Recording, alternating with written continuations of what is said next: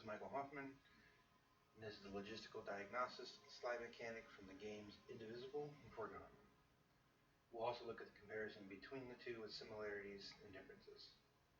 With Indivisible, the character again measuring 1 unit in tall, will dash from standing approximately 4 units in the lateral direction the character is facing, rising at the end of this dash.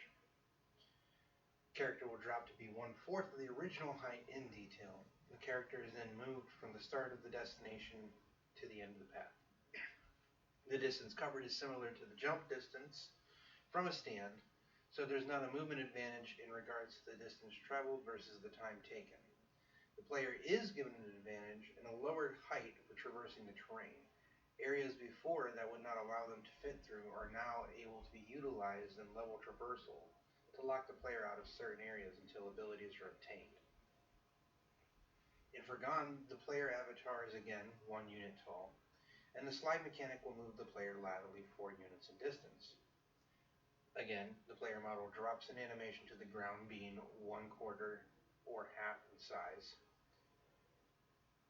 and to slide along the ground, rising with the completion of the slide. Using the stand in the background, the character waist is a good measurement for the player, and is also a small white focal point for the player in the middle of combat. As the player slides, the model is lower than this point, so while in combat, it's a good measurement for most of the enemies that are in range, allowing the player to dodge underneath. This leads me to the differences in comparison to the slide and an Indivisible. The mechanic in the two different games are used in two different ways.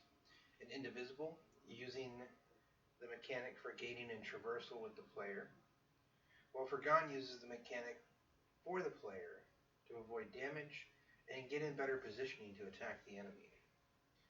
It also requires the player to develop a different skill with the mechanic involving timing if they were to properly dodge enemy attacks and avoid damage. In addition to ranged enemies, you can see melee enemies also have a similar hit level, so therefore again this slide allows the character to go underneath of it.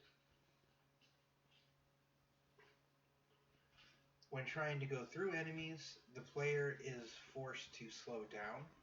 And if you look closely, you can see that the player movement is actually slowed, if not to almost a quarter to negligible even. It does allow them eventually to get through the enemy, but with utilization of the slide mechanic, the player actually is able to get quickly either through the enemy or to the other side of the enemy, basically putting itself in a better spot for attacking. This again was the logistical diagnostics of the slide mechanic for Indivisible and Foregone. Thank you greatly for your time.